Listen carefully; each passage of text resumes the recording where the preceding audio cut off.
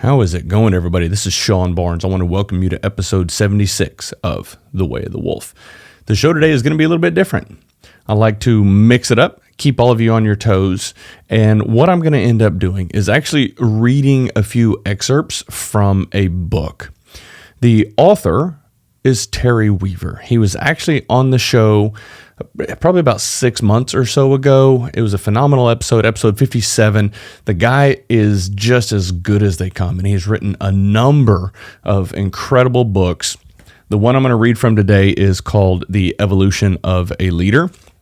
And like I said, what I'm going to do is just go through, read a few little excerpts, and then share my thoughts on them, why they resonated with me. So let's dig in.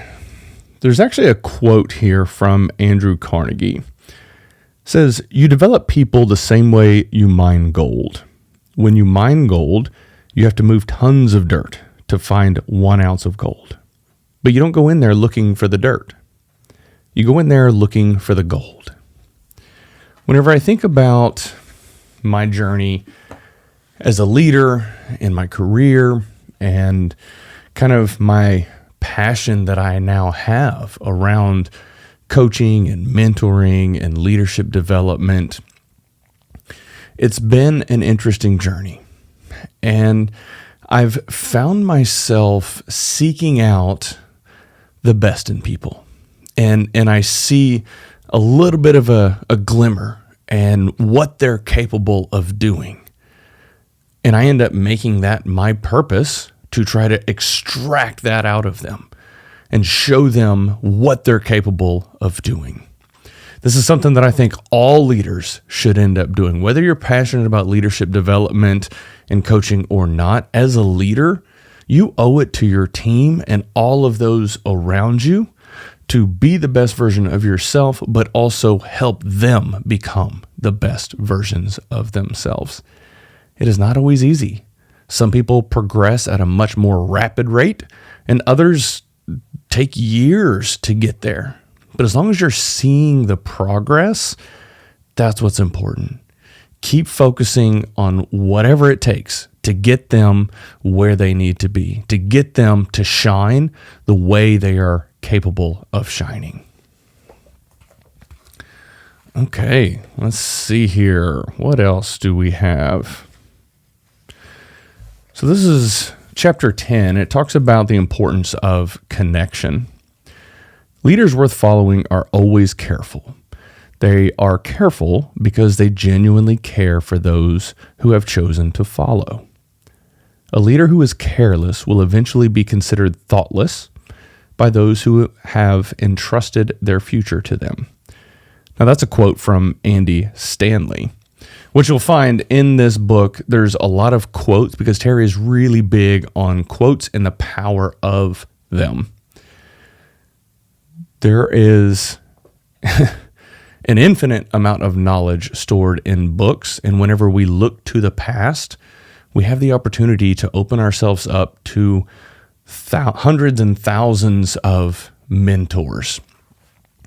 And I touched a little bit on mentors in a previous episode, and I think I'm going to create a dedicated episode to this topic.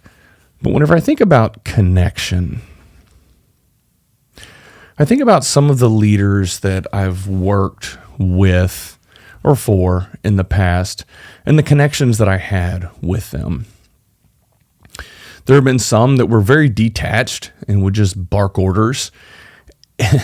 It was tough for me to feel inspired or motivated or have any sort of desire to want to go above and beyond for that person because I didn't have that connection. Conversely, on the other side, there are leaders that I've had in my career that would take me to lunch, take me to breakfast, and we wouldn't even talk about business. It was just, hey, what's going on with your family? How's your dog doing? What are you working on here? You have any side projects? What's going on? When you have somebody that has a genuine interest in your life, not just viewing you as a tool for transactions in their business, that connection that is created builds an incredible amount of trust and desire to go above and beyond for that person because you know they care. And when you're working for a business that has a culture built around everyone caring for the other people, you don't always get along, but as long as everybody's on the same team and you have trust and know that you have connections with people and that they care about your success, man, you are unstoppable. You and the team and the company are absolutely unstoppable. It can be a freight train.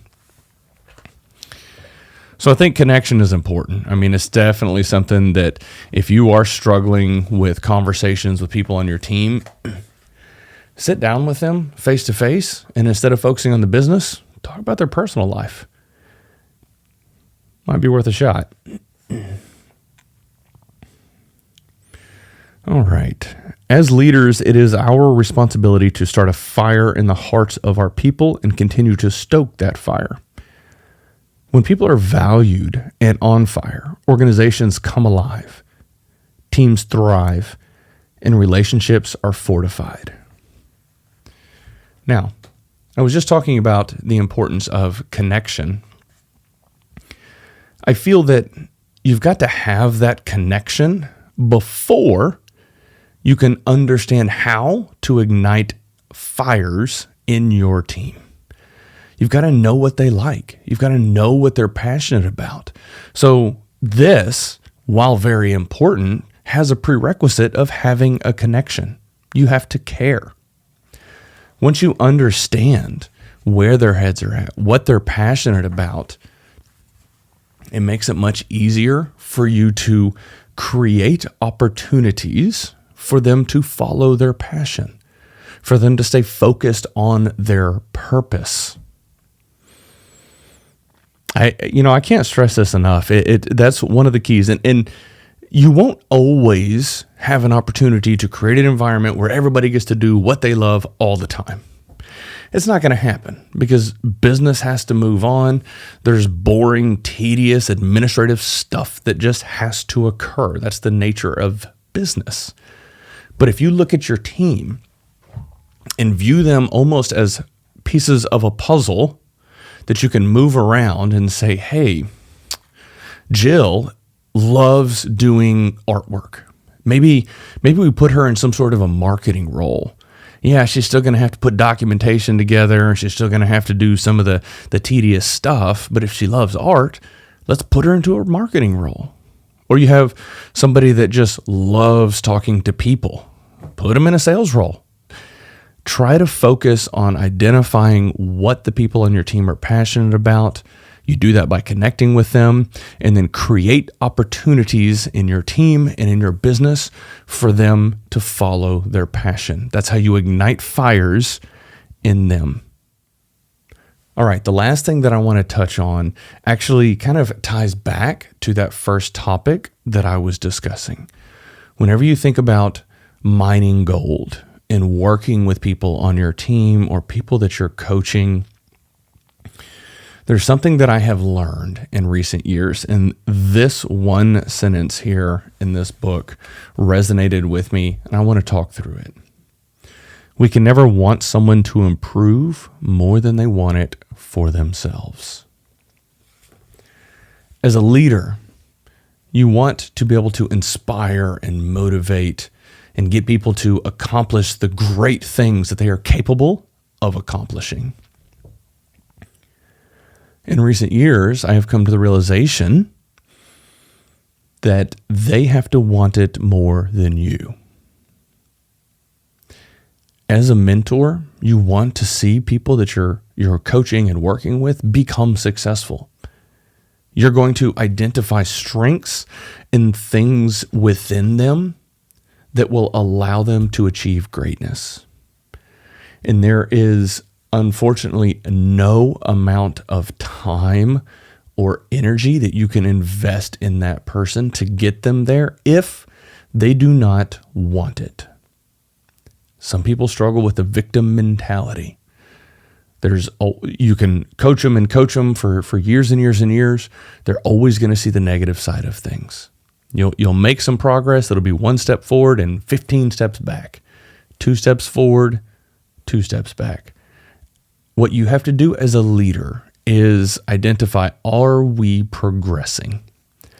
Even if it's just inches, keep working forward, keep moving forward and working with them.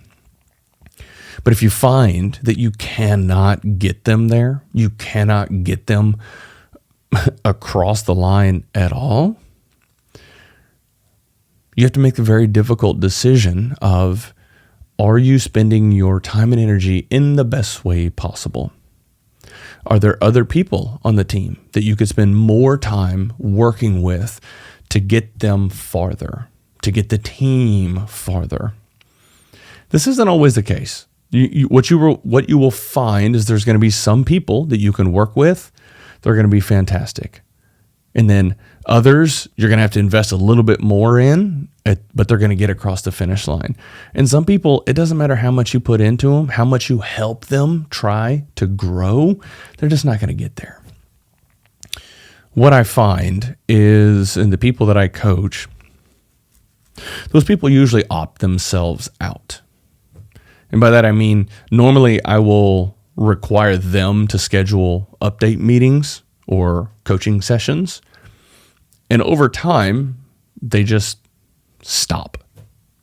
They kind of opt themselves out, which is unfortunate.